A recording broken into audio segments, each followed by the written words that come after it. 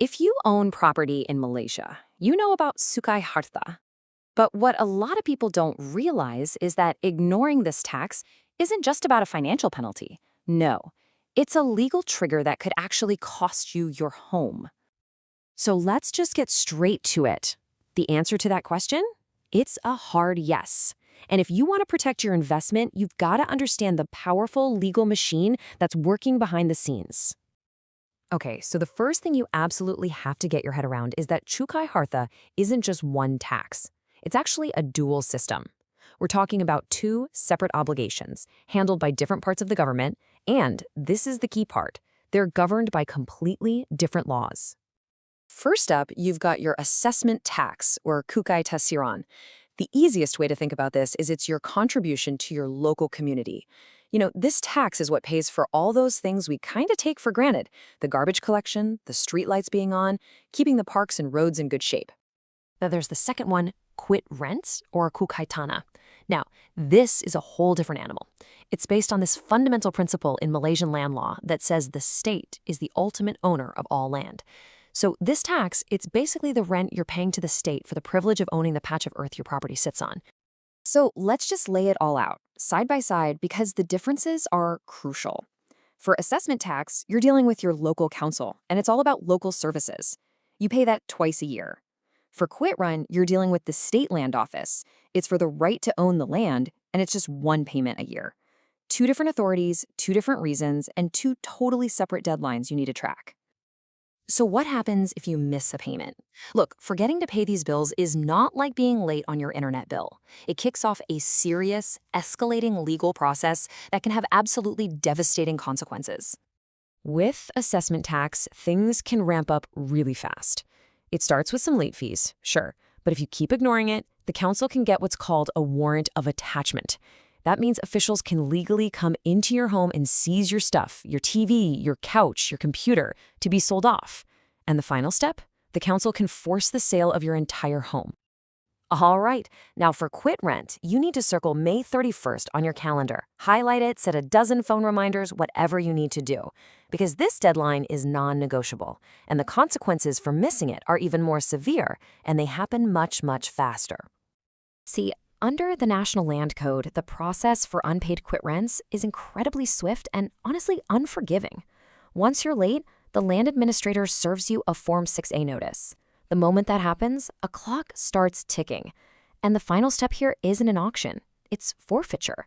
The state just takes back the land. And let me be crystal clear on this point. Once that notice is in your hands, you have exactly 3 months, 90 days. That's it. There are no extensions. This isn't a negotiation. It is a strict, legally mandated window before that final irreversible step is taken. You have to understand what forfeiture really means. It's not just a penalty. It's the extinction of your rights as an owner. Your name is wiped off the title. The land, the house you built on it, everything. It all goes back to the state. You get zero compensation. It's as if you never owned it at all. Okay, I know that was all pretty heavy. But here's the good news. The law isn't just about obligations and scary consequences.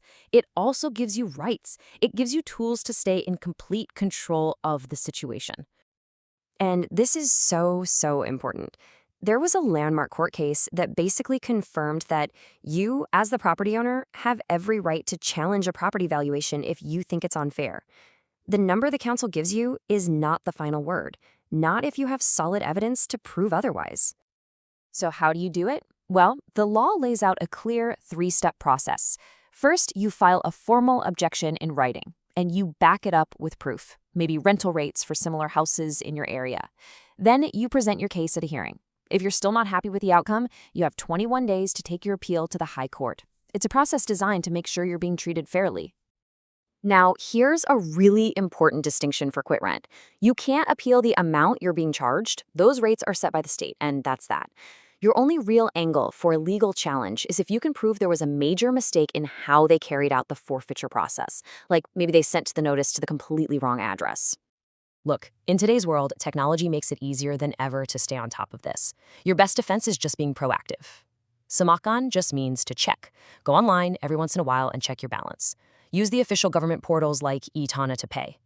And please, this is so critical. Make sure your mailing address is always up to date with both authorities. All right, let's pull all of this together. We've talked about the what and the what if. Now let's wrap up with a final checklist, some simple best practices that will actively protect your most valuable asset.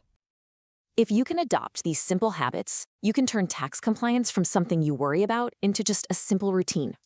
From doing your homework before you even buy the place, to setting a few calendar reminders for those deadlines, every single one of these steps adds another layer of security around your investment. At the end of the day, managing your Cukai Harta isn't just about paying bills, it's about being an informed, responsible owner. It's about understanding that the real security of your home doesn't just come from a lock on the door, but from making sure its legal foundation is absolutely rock solid.